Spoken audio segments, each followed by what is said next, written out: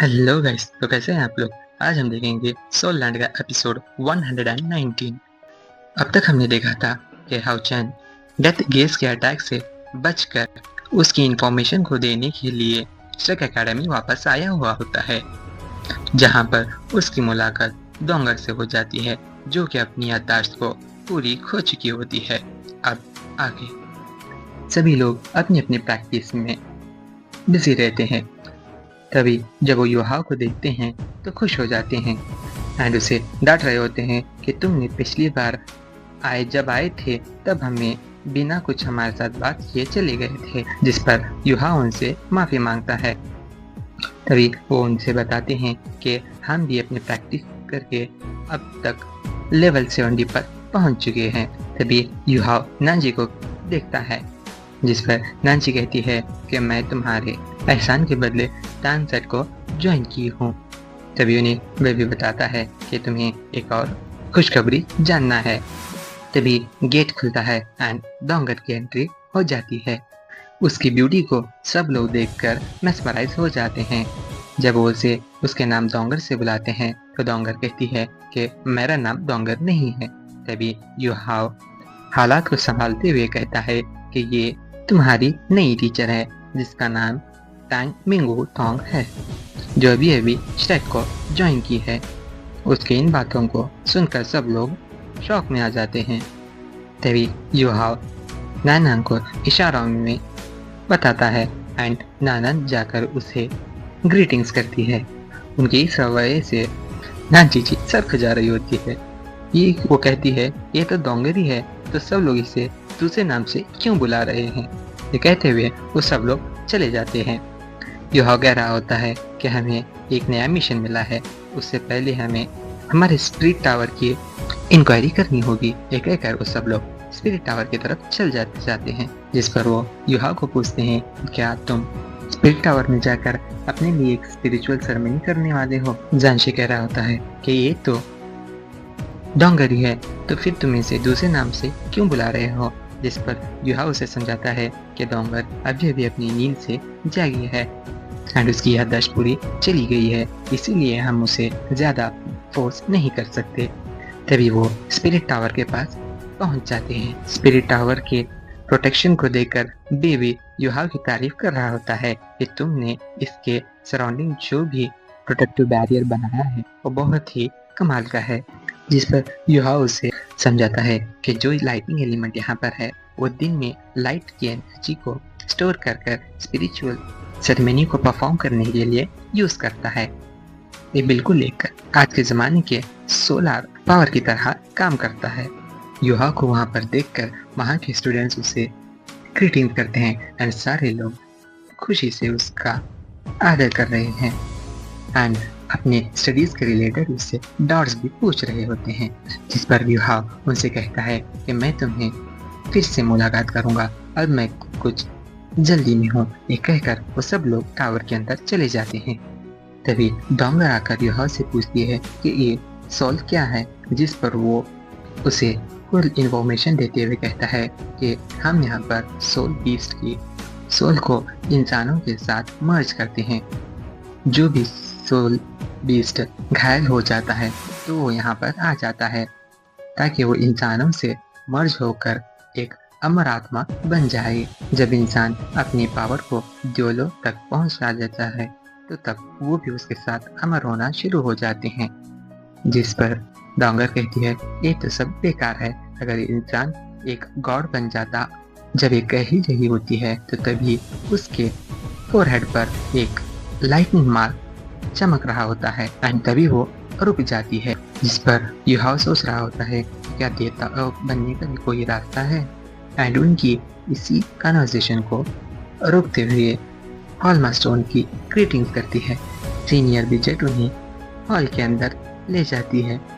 सारे लोग टावर के अंदर के सीन्स को देखकर फुल मेस्मराइज हो जाते हैं।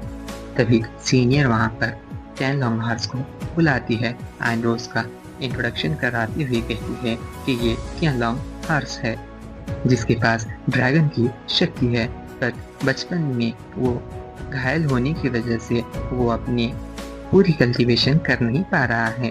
अब करीब 10,000 साल की कल्टीवेशन करने के बावजूद भी ड्रैगन के विंग्स को ग्रो नहीं कर पा रहा है, इसीलिए वो स्पिरिट में ट्रांसफॉर्म होना चाह रहा है। तो तभी वो बेबी को सामने बुलाती है एंड कहती है कि बेबी, तुम्हारे पास भी होली ड्रैगन की लाइट है, अगर तुम इसके साथ मर्ज हो जाओ तो तुम दोनों को बहुत सा फायदा होगा। बेबी सामने आकर उस तेलोंग हॉर्स के साथ बात करते हुए कहता है कि तेलोंग हॉर्स, आप बहुत ही ताकतवर हो, आपके मुकाबले हम इंसानों के पास इतनी पावर नहीं है, लेकिन मैं ये चाहता हूँ कि आप अब बहुत ही कमज़ोर हो, तो इसलिए मैं चाहता हूँ कि आप मेरे साथ एक सोल कॉन्ट्रैक्ट फॉर्म कर दीजिए ताकि आपको इस बूढ़े शरीर से छुटकारा मिल जाए एंड जब तक मैं जिंदा हूँ तब तक आपकी आत्मा भी जिंदा रहेगी। जिस पर वो तेलोंग हॉर्स मान जाता है। You have soul merging technique को शुरू कर देता है। तभी बेबी अपनी lightning dragon and holy dragon दोनों को समन कर अपनी पावर्स एंड तेलोंग हॉर्स की पावर्स को मर्ज करना शुरू कर देता है एंड कुछ समय के बाद इन दोनों की शक्ति एक हो जाती है एंड वो दोनों मर्ज होकर एक ही हो जाते हैं। इन दोनों की मर्जिंग की पावर की वजह से बीवी का स्पिरिट पावर सडनली 2 लेवल से ज़्यादा हो जाता है एंड अब वो लेवल 72 तक पहुंच जाता है। वो तेलोंग हॉर्स का शुक्रिया अदा करते हुए उसे थैंक्स कहता है। तभी यू हाओ भी बीवी को बधाई देता है। तेलोंग हॉर्स भी बीवी को शुक्रिया करता है, जिस पर बीवी कहता है कि आज से मैं तुम्हें तेलोंग कहूँगा। तभी सीनियर कहती है कि एक और बीस्ट है जो कि 30,000 सालों से कल्टीवेशन कर रहा एक पाइथन है, जिस पर वो नानान को सामने बुलाती है कि क्योंकि नानान के पास एक फ्लेक्सिबल बॉडी होती है एंड उसकी पावर एंड बीस्ट की पावर में सिमिलरिटी होने की वजह से वो नानान को कहती है कि तुम बीस्ट के साथ मर्ज हो जाओ। बट नानान कहती है कि स्पिरिट सेरेमनी शुरू होने से पहले मैं चाहती हूँ कि मैं एक स्नेक को पूरी तरह से समझूं, इसलिए मैं इससे कुछ बातें करना चाहती हूँ। जिस पर वो सीनियर भी राजी होती है एंड वो कहती है कि ये तुम्हारे बहुत ही अच्छा विचार है, अगर तुम ऐसे करोगी तो उसकी एबिलिटीज़ को और अच्छे से समझकर तुम बैटल्स के अंदर अच्छा परफॉर्म कर सकोगी। बट वो एक चेतावनी देते हुए कहती हैं कि इस पाइथन को तुम्हारे एक शक के जोलों ने ही घायल किया था, तो तुम्हें थोड़ा सावधान रहना होगा। जब वो पाइथन सामने आता है तो उसके पास बहुत एनर्जी होती है, जिसकी वजह से वो वहीं ज़मीन पर गिर जाता है। और जब नानान उससे बात करने के लिए सामने आ ही जाती है तो तब वो पाइथन उससे फुंकार मार रहा होता है एंड उसके ऊपर अटैक कर देता है, जिसे देखकर जॉनशी भी गुस्से में आ जाता है। पर तभी उसे बेबी रोक देता है एंड नानान भी उसे रोकती है कि तुम सब लोग इससे दूर रहो, मैं इसके सारे गले शिकलों को मिटाकर इसे एक फ्रेंडली स्पिरिचुअल कॉन्ट्रैक्ट बनाना चाहती हूँ। वो स्नेक बीस्ट फुल गुस्से से नानान के ऊपर पॉइजनस अटैक कर देता है, जिस पर नानान न उसे डॉज करती है और न ही उसे ब्लॉक करती है, बल्कि उस पॉइजनस ब्रीथ के अंदर चलते हुए ही वो स्नेक बीस्ट की तरफ जा रही होती है एंड वो कहती है कि हमें माफ़ कर दो, इंसानों ने तुम्हें बहुत सारा दुख दिया है, मैं समझ सकती हूँ कि दुख क्या है। अगर मेरे पास कोई ऐसा मेथड होता कि मैं तुम्हारी पावर एंड तुम्हारी बॉडी को रिस्टोर करती तो मैं ये ज़रूर आजमाती। मैं भी नहीं चाहती कि कोई तुम्हें मारकर अपनी सोल ड्रिंक बना ली। जब से ये स्पिरिट टावर बना है तब से मेरी भी सोच बदल गई है और मैं कभी भी तुम्हें नहीं मारूंगी। एंड तभी वो कसम खाती है एंड ये कहती है कि मैं देवताओं को साक्षी मानकर ये कसम खाती हूँ कि आज के बाद कोई भी बीस्ट को अपनी सोल रिंग बनाने के लिए कभी नहीं मारूंगी। अगर मैं अपनी कसम तोड़ी तो उसी वक्त मेरी जान चली जाए। एंड ये कहकर वो अपने पैर से उस स्नेक पाइथन के ऊपर हाथ फिरा देती है, जिससे वो स्नेक का बीस्ट शांत हो जाता है। तभी ब्लैंशी भी आकर वहाँ कहता है कि तुम्हारी सोच बहुत ही अच्छी है। एंड वो भी कहता है कि मैं भी कसम खाता हूँ कि आज के बाद हम किसी भी बीस्ट को अपनी सोल रिंग के लिए नहीं मारेंगे।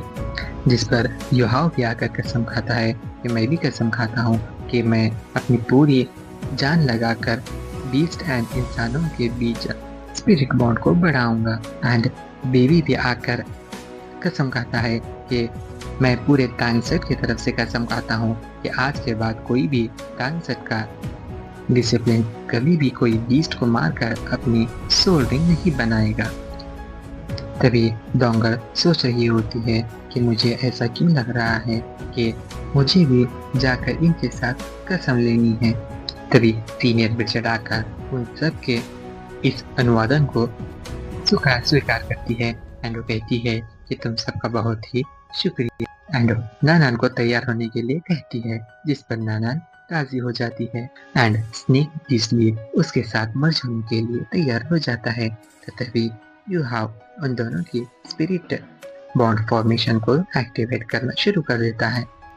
वो बीस्ट नानान के सराउंडिंग आकर उसे कवर करता है एंड नानान वहां से गायब हो जाती है, जिसे देखकर जैंशी शॉक हो जाता है कि नानान तो गायब हो चुकी है।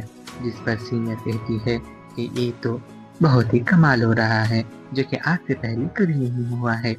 तभी वो दोनों मर्ज हो जाते हैं एंड इस मर्जिंग की वजह से नानान के कपड़े भी बदल जाते हैं। एंड नानान आकर कहती है कि मुझे ये फील हो रहा है कि हम दोनों की मर्जी की वजह से ये स्नेक बीस्ट मेरे तरफ से 3 नई एबिलिटीज को सीख चुका है, जो कि teleportation, gravity control and invincible golden body है। बट अभी भी ये एबिलिटी सीख रहा है, तो मुझे इससे थोड़ा ध्यान देना पड़ेगा। शायद हम इन फ्यूचर और ज्यादा तालमेल बना सकें। जिस पर जैंशी कहता है कि नाना तुम तो बहुत ही लाजवाब हो, अब नेक्स्ट बारी मेरी है, मुझे वेट ज्यादा न कराओ, मेरे लिए भी कोई एक बीस्ट को समन करो। ये कहते हुए वो सीनियर विजर से रिक्वेस्ट करता है। तभी दिखाया जाता है कि उस टेलीपोर्टेशन एरे से एक जेंट टोर्टाइज सामने आ जाता है। ये वही टोर्टाइज होता है जो कि लो वैली के अंदर जब नानान और बीबी फंसे थे, जिसमें बीबी को अपनी प्यार की कुर्बानी देनी पड़ रही होती है। तो तभी ये टोर्टाइज उनकी मदद किया होता है। उसे देखकर जानशुई भी बहुत ही खुश हो जाता है, बट टोर्टाइज आधा ही गेट क्रॉस किया होता है कि वो गिर जाता है। जिस पर तभी सीनियर आकर उन्हें बताती है कि ये टोर्टाइज 30,000 साल से अपनी कल्टीवेशन कर रहा है, बट पता नहीं क्यों आए दिन इसकी ऊर्जा बहुत ही कम हो रही है। इसीलिए मैं चाहती हूँ कि तुम जल्द से जल्द इसके साथ बॉन्ड फॉर्म करो एंड इसे एक जिंदगी की एक नई होप दो। जिस पर जानशुई राजी हो जाता है एंड उन दोनों के बीच स्पिरिट फॉर्मेशन की सेरेमनी स्टार्ट हो जाती है। वो उस टोर्टाइज से बात कर रहा होता है कि मैं जानशुई हूँ, क्या तुम मेरे सोल बनना पसंद करोगे। उनकी इस फॉर्मेशन की वजह से जमजू का जो सोल एनिमल होता है उसके अंदर भी वेरिएशंस आना शुरू हो जाते हैं एंड उसके ऊपर एक पावरफुल प्रोटेक्टिव कवरिंग आ जाता है। तभी युहाओ देखता है कि वो टोर्टाइज फाइनल स्टेप को कंप्लीट करने के लिए थोड़ा घबरा रहा है। तभी वो सीनियर ब्रिजेट को कहता है कि साउशन और गोल्डन टोर्टाइज सेल का सोल कॉन्ट्रैक्ट ऑलमोस्ट कंप्लीट हो चुका है, बस थोड़ा और समय लगेगा एंड वो पूरा कंप्लीट हो जाएगा। तो बेहतर है कि आप एक काम हम पर छोड़कर इस टावर के बाकी काम के ऊपर आप ध्यान दीजिए। उसके इन बातों को सुनकर वो सीनियर वहां से चली जाती है। तभी बे आकर उसे पूछता है कि युहाओ तुमने सीनियर को ऐसे क्यों भेजा। जिस पर युहाओ कहता है कि भाई थोड़ा देर वेट कर लो, आपको सब कुछ समझ में आ जाएगा। जब सीनियर वहां से चली जाती है तो फाइनली वो गोल्डन टाइटाइज अपने फुल पावर को अनलीश कर जवसान को एक रेड सोल रिंग देता है, जो कि एक 1 लाख ईयर की स्पिरिट रिंग होती है, जिसे देखकर सभी लोग शॉक में आ जाते हैं। टोंगर कहती है कि सीनियर तो कह रही थी कि ये टॉर्टॉइस तो बस 30,000 सालों का है, तो इसके पास इतनी ज्यादा पावर कहाँ से आई।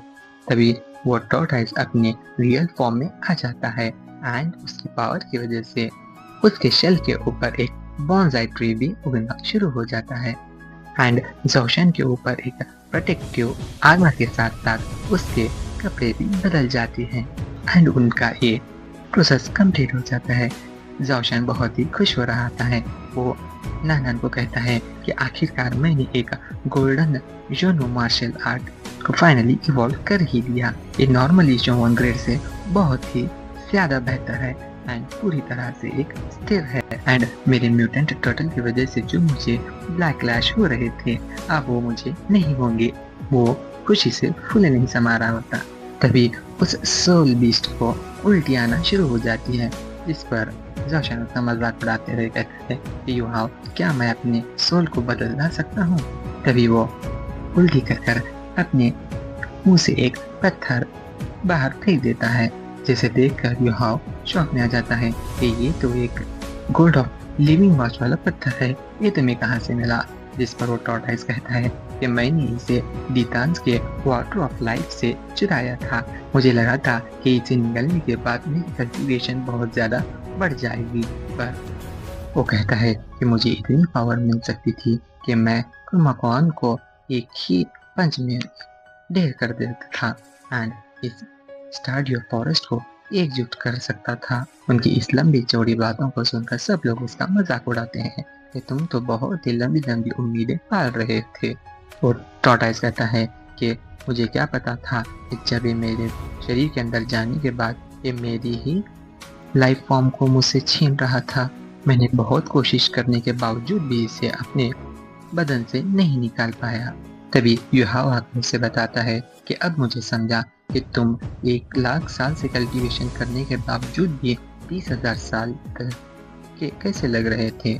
जिस पर टॉर्टॉइस कहता है कि तुमने सही कहा, अगर आज तुम मुझे इससे अलग नहीं कर सकते तो मैं अपनी जान से हाथ धोना पड़ता था। तभी वो पत्थर चमकना शुरू कर देता है, जिससे डर कर वो टॉर्टॉइस जावैन के बॉडी में समा जाता है।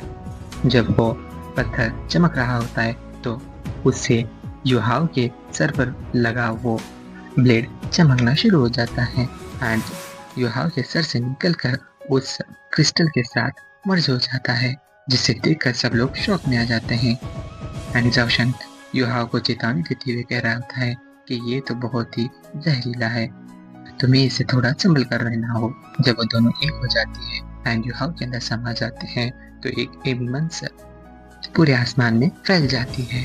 तो आज के लिए बस इतना ही। Don't forget to like, share and subscribe.